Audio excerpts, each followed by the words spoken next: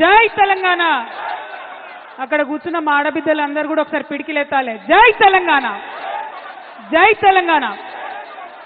ఇవాళ తెలంగాణ జాగృతి ఆధ్వర్యంలో గౌరవనీయులు అపర భగీరథుడు, తెలంగాణ యోధుడు, పెద్దలు, తెలంగాణ ఉద్యమ నాయకులు, తెలంగాణ రాష్ట్ర తొలి ముఖ్యమంత్రి కేసీఆర్ గారికి రాజకీయ దురుద్దేశంతోని కాళేశ్వరం కమిషన్ పేరుతోని నోటీసులు ఇవ్వడాన్ని నిరసిస్తూ ఇక్కడ చేపట్టినటువంటి ధర్నాకు ఇంత పెద్ద ఎత్తున హాజరైనటువంటి తెలంగాణ వాదులందరికీ కూడా ఉద్యమాభివందనాలు తెలియజేస్తా ఉన్నాను.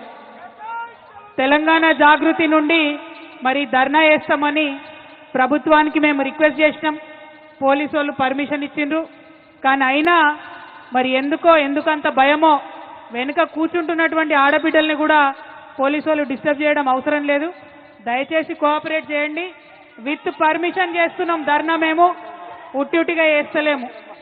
రెండవది, జిల్లాల నుండి వచ్చేటటువంటి మా నాయకుల్ని మీరు బైండ్ ఓవర్ కావాలని చెప్పి బలవంతంగా పోలీస్ స్టేషన్లకు తీసుకెళ్లడం, మంచిర్యాల్ మా పెద్దపల్లి జిల్లా అధ్యక్షుని, అట్లానే మా కందుల ప్రశాంత్ని, ఇట్లాంటి వాళ్ళందరినీ మంచిర్యాల రామగుండ జిల్లాల్లో మరి బైండ్ ఓవర్ కావాలని ఫోర్స్ చేస్తున్నటువంటి కండెం సురేష్ గారిని అందరినీ కూడా అరెస్ట్ చేస్తూ ఉన్నారు.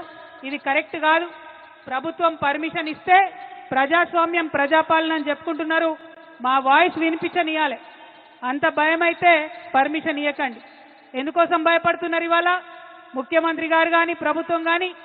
ఎందుకంటే మీరు చేస్తున్నది 100% తప్పు అన్న విషయం మీకు తెలుసు. ప్రజాక్షేత్రంలో మేము మిమ్మల్ని ఎండగడతామన్న విషయం తెలుసు. అందుకే ఇవాళ చేస్తున్నటువంటి ప్రజాస్వామ్యబద్ధంగా చేస్తున్నటువంటి ధర్నాను మీరు అడ్డుకోవాలని చూస్తూ ఉన్నారు. ఊరుకునేది లేదు. మీరు మమ్మల్ని ఇక్కడ అడ్డం పడితే, హైదరాబాద్లో చేయనీయకపోతే జిల్లా జిల్లా పోతాం బిడ్డ, గల్లీ గల్లీ తిరుగుతాం. మీరు చేస్తున్నటువంటి అన్యాయాన్ని వివరించి చెప్తామని కూడా ఈ సందర్భంగా ప్రభుత్వాన్ని మేము హెచ్చరిక చేస్తా ఉన్నాం. ఏం తప్పు చేసినాం? ఏం తప్పు చేసిరు కేసీఆర్ గారు? నీళ్ళు ఇవ్వడం ఆయన చేసినటువంటి తప్ప? నిధులు తీసుకురావడం ఆయన చేసినటువంటి తప్ప? కేసీఆర్ కిట్ ఇవ్వడం ఆయన చేసినటువంటి తప్ప? అభివృద్ధి పదంలో తెలంగాణను దేశంలో నంబర్ 1గా నిలబెట్టడం తప్ప? ఏం తప్పు? ఎందుకోసం నోటీసులు ఇచ్చిరని ఇవాళ తెలంగాణ జాగృతి తరఫున, యావత్ తెలంగాణ సమాజం తరఫున నేను కాంగ్రెస్ ప్రభుత్వాన్ని ప్రశ్నిస్తా ఉన్నాను. కాళేశ్వరం ప్రాజెక్ట్ అంటే కేవలం 3 బెరాజులేనా? కాళేశ్వరం ప్రాజెక్ట్ అంటే కేవలం 3 బెరాజులే అని చెప్పి మీరు ఒక కాంగ్రెస్ కమిషన్ వేసిండ్రు. అది జ్యుడిషియల్ కమిషన్ కాదు, ఏం కాదు. కేవలం అదొక రాజకీయ కమిషన్, కాంగ్రెస్ కమిషన్. అది 21 పంప్ హౌజ్లు ఉన్నాయి కాళేశ్వరంలో, 15 రిజర్వాయర్లు ఉన్నాయి, 200 కిలోమీటర్ల పైచిల్కు టన్నెల్లు ఉన్నాయి, 1500 కిలోమీటర్ల పైచిల్కు కాలువలు ఉన్నాయి. కాళేశ్వరంలో ఎత్తిపోసిన మట్టితోని దాదాపు 300 పిరమిడ్లు కట్టొచ్చు. కాళేశ్వరంలో వాడినటువంటి స్టీల్తోని ఒక 100 ఐఫిల్ టవర్లు కట్టొచ్చు. కాళేశ్వరంలో పోసినటువంటి కాంక్రీట్ తోని ఒక 50 బుర్జ్ ఖలీఫాలు కట్టొచ్చు. అంత పెద్ద ప్రాజెక్టు కాళేశ్వరం. కాళేశ్వరం ప్రాజెక్టు మొత్తం కంప్లీట్ అయితే 35% తెలంగాణ భూభాగానికి సాగునీరు ఇచ్చేటటువంటి ప్రాజెక్టు కాళేశ్వరం ప్రాజెక్టు. 40 టీఎంసీలతోని శాశ్వతంగా హైదరాబాద్కు మంచినీళ్ళు ఇచ్చేటటువంటి ప్రాజెక్టు కాళేశ్వరం ప్రాజెక్టు. 16 టీఎంసీలతోని మన పరిశ్రమలన్నిటికీ కూడా నీళ్ళు ఇచ్చేటటువంటి ప్రాజెక్టు కాళేశ్వరం ప్రాజెక్టు. ఇన్ని ప్రయోజనాలు ఉన్న ప్రాజెక్టు, ఒక నదిని మొత్తం ఎత్తిపోసినటువంటి ప్రాజెక్టు, ఎక్కడో 90 మీటర్ల అడుగున ఉండే నీళ్లను 630 మీటర్ల పైకి ఎత్తిపోసేటటువంటి project. Multi level lift irrigation scheme, మామూలు multi level lift irrigation scheme కాదు, world's largest multi level lift irrigation scheme. నేను ఇవాళ ఛాలెంజ్ చేస్తా ఉన్నా.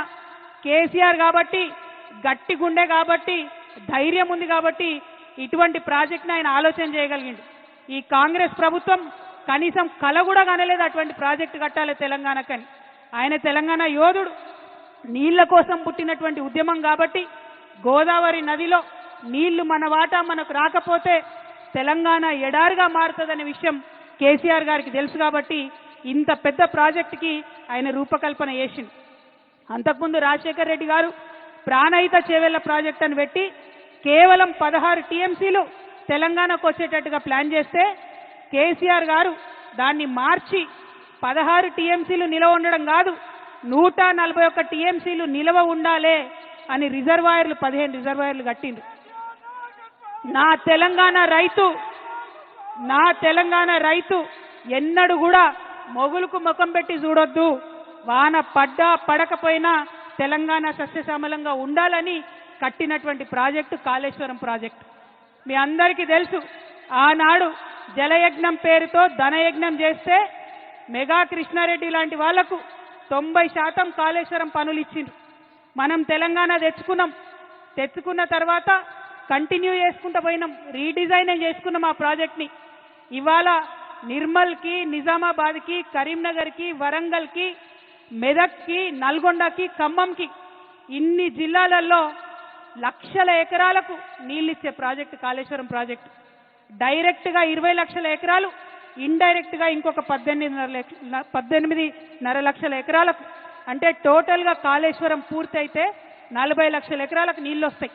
అవన్నీ పక్కకు పెట్టిండ్రు. కేవలం ఒకటే ఒక కుట్ర, ఏంది?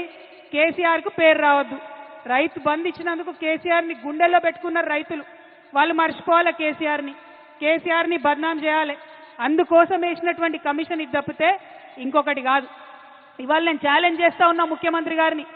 మీ గురువు గారు చంద్రబాబు నాయుడు గారు 200 టీఎంసీ గోదావరి నీళ్లు ఎత్తుకపోతా ఉంటే బనకచెర్లకు నేను తీసుకుపోతా అని ఆయన బాజాప్తా కాలర్ ఎగ్రెస్ చెప్తా ఉంటే ఎందుకు మీకు ధైర్యం వస్తలేదు లేఖ రాయడానికి? అపెక్స్ కౌన్సిల్ మీటింగ్ పెట్టమని మీరు ఎందుకు అడగలేకపోతా ఉన్నారు? क्या मजबूरी है भाई रेवंत रेड्डी साहब का? कई को नहीं लेटर निकले? हमारा पूरा गोदावरी आंध्रा को लेके जा रहे, हमारा पानी पूरा आंध्रा को लेके जा रहे, क्यों नहीं लेटर लिख रहे? ముఖ్యమంత్రి గారు నేను డిమాండ్ చేస్తా ఉన్నా, గోదావరి పెన్నా లింకేజ్ పేరుతో ఏదైతే ప్రాజెక్టు కట్టి బనకచెర్లకు నీళ్లు తీసుకుపోతా ఉన్నారో అది మీరు తక్షణమే ఆపాలే. మన భూభాగంలో తుపాకుల గూడెం దగ్గరనే ఆ లింకేజ్ పాయింట్ ఉండాలని చెప్పి మీరు ఇమీడియట్ గా కేంద్ర ప్రభుత్వానికి అపెక్స్ కమిటీకి లెటర్ రాయాలని తెలంగాణ జాగృతి తరఫున ప్రభుత్వాన్ని డిమాండ్ చేస్తా ఉన్నాం. అదే విధంగా ఇంకొక మాట మనందరం ఆలోచించుకోవాలి. మనం ఒక చిన్న ఇల్లు కడితేనే అనేక ఇబ్బందులు అవుతాయి, ఏదో ఒక సమస్య వస్తుంది. ఇంత పెద్ద ప్రాజెక్టు కట్టి 40 లక్షల ఎకరాలకు నీళ్ళు ఇవ్వాలంటే చిన్న చిన్న సమస్యలు చాలా వస్తాయి. ఈ మేడిగడ్డ పిల్లర్ ఒకటి కుంగింది, ఇంకొక రెండిటికి పగుళ్ళు వచ్చినాయి. మరి రిపేర్ చేయొచ్చు కదా? రిపేర్ చేసి కేసీఆర్ గారు ఎట్లయితే 20 లక్షల ఎకరాలకు నీళ్ళు ఇచ్చిండ్రో ఇవ్వచ్చు కదా? ఇప్పుడు ఈ కాంగ్రెస్ అధికారంలోకి వచ్చినాక 3 పంటలకు కూడా నీళ్ళు లేకుండా రైతులు నిండబెడుతున్నారు. కేవలం స్వార్థం, కేవలం కుట్ర. మరి ఇదే మెగా కృష్ణారెడ్డి గారు 21 పంప్ హౌజ్లు ఉంటే 20 పంప్ హౌజ్లు ఆయనే చేస్తాడు మెగా కృష్ణారెడ్డి. మెగా కృష్ణారెడ్డిని కమిషన్ ముందుకు పిలిచే ధైర్యం రేవంత్ రెడ్డి గారికి లేదు. చాలా సిగ్గుపడాల్సిన విషయం. ఇవాళ కాంగ్రెస్ ఉందంటే ప్రజల కోసం పనిచేస్తలేదు, కమిషన్ల కోసం, కాంట్రాక్టర్ల కోసం మాత్రమే పనిచేస్తున్నది. నిజంగా తెలంగాణ పౌరుషం చూపించాల్సినటువంటి సమయం వచ్చింది. రేవంత్ రెడ్డి గారిని, కాంగ్రెస్ ప్రభుత్వాన్ని నిలదీయాల్సినటువంటి సమయం వచ్చింది. మీరు కేసీఆర్ గారికి నోటీస్ ఇచ్చే ముందు 90% పంప్ హౌజులు కట్టినటువంటి కాంట్రాక్టర్ని ఎందుకు ఇడిచిపెట్టినరో ప్రజలకు చెప్పాల్సినటువంటి అవసరం ఉన్నది. అంటే ఇది కేవలం కుట్ర అన్న విషయం ప్రజలకు అర్థమవుతుందన్న సందర్భాన్ని తెలియజేస్తూ, మరి కాంగ్రెస్ పార్టీ ఇట్లా తెలంగాణకు ద్రోహం చేస్తుంటే బీజేపీ పార్టీ ఏం చేస్తుంది? ఎందుకు ఇప్పుడు వాళ్ళ పరిస్థితి ఏంటిది? చంద్రబాబు నాయుడు మీద ఆధారపడే కేంద్రంలో వాళ్ళు అధికారంలో ఉన్నారు. అందుకని చంద్రబాబు నాయుడు గారు తెలంగాణకు ద్రోహం చేసి జలదోపిడీ చేసుకుంటుంటే కూడా కిషన్ రెడ్డి గారు ఒక్క మాట మాట్లాడరు, బండి సంజయ్ గారు ఒక్క మాట మాట్లాడరు. 8 మంది ఎంపీలను గెలిపించి 8 మంది ఎమ్మెల్యేలను గెలిపిస్తే 8 రూపాయలు కూడా మనకు బడ్జెట్లు ఇవ్వకపోతే మాట్లాడేటటువంటి ధైర్యం లేదు. బీజేపీ పార్టీలో ఒకడు తెలంగాణ బిడ్డ ఈటెల రాజేంద్రన్ ఉన్నాడు, మరి ఆయనన్నా మాట్లాడతాడేమో అని నేను అనుకున్నా. కానీ గోదావరి నీళ్లు అక్రమంగా చంద్రబాబు నాయుడు గారు తరలించకపోతుంటే ఈటెల రాజేంద్రన్న కూడా మాట్లాడలే. అన్నా రాజేంద్రన్న, తెలంగాణ ఆడబిడ్డల తరఫున, తెలంగాణ రైతుల తరఫున, తెలంగాణ జాగృతి తరఫున నేను మిమ్మల్ని రిక్వెస్ట్ చేస్తా ఉన్నా. ఆనాడు ఉద్యమంలో మనం ఏమన్నాం? బీజేపీ నాయకులు పదవుల కోసం పెదవులు మూసుకొని ఉన్నారని చెప్పినాం. ఇవాళ మీరు దయచేసి ఆ అపవాదు తెచ్చుకోకండి. మీరు పార్లమెంట్ మెంబర్గా ఉన్నారు, మీరు ప్రధానమంత్రి గారి దగ్గరికి వెళ్ళండి, ఖచ్చితంగా బనకచెర్ల ప్రాజెక్ట్ని ఆపండి. గోదావరి పెన్నా లింకేజ్ మీరు తుపాకుల గూడెం దగ్గర నుంచి తెలంగాణ నుండే పెట్టాలనేటటువంటి డిమాండ్ ఈటెల రాజేందర్ గారు ప్రత్యేకంగా బాధ్యత తీసుకోవాలని తెలంగాణ జాగృతి తరఫున నేను డిమాండ్ చేస్తా ఉన్నా. అదేవిధంగా ఇవాళ కాళేశ్వరం ప్రాజెక్టుకి 1,15,000 కోట్ల అనుమతులు ఉన్నాయి. సిడబ్ల్యూసీ నుంచి అన్ని రకాల అనుమతులు ఉన్నాయి, పర్యావరణ అనుమతులు ఉన్నాయి. ఖచ్చితంగా కాళేశ్వరానికి నేషనల్ ప్రాజెక్ట్ స్టేటస్ తీసుకొచ్చేటటువంటి బాధ్యత కూడా ఈటెల రాజేందర్ అన్న తీసుకోవాలని చెప్పే నేను ఈ సందర్భంగా డిమాండ్ చేస్తా ఉన్నా. మరి మీ అందరినీ నేను కోరేది ఒకటే, తెలంగాణ ఉద్యమం పుట్టిందే నీళ్ల కోసం, నిధుల కోసం, నియామకం కోసం. ఇవాళ నీళ్లలో అన్యాయం జరుగుతుంటే చూసుకుంటూ ఊరుకునేదే లేదు.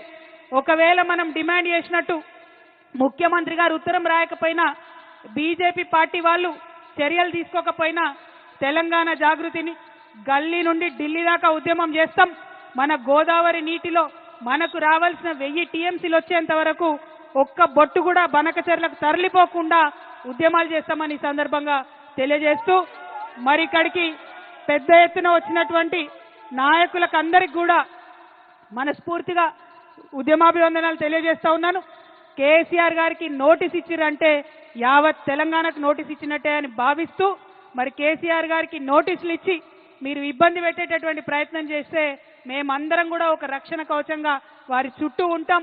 కేసీఆర్ గారి మీద ఈగ వాళ్తే కూడా ఊరుకోమని చెప్పినాం. ఖచ్చితంగా అదే పదునైనటువంటి స్వరం వినిపిస్తామని ఈ సందర్భంగా తెలియజేస్తూ, మరి నీళ్ళిచ్చిన కేసీఆర్కి నోటీసులు ఇవ్వడం అంటే నిజంగా సిగ్గుపడాల్సినటువంటి సందర్భం. మళ్ళొక్కసారి చెప్తా ఉన్నాం, ఖబర్దార్ కాంగ్రెస్ నాయకులారా, ఖబర్దార్ ఖబర్దార్. జై తెలంగాణ, జై కేసీఆర్, జై జాగృతి, జై తెలంగాణ.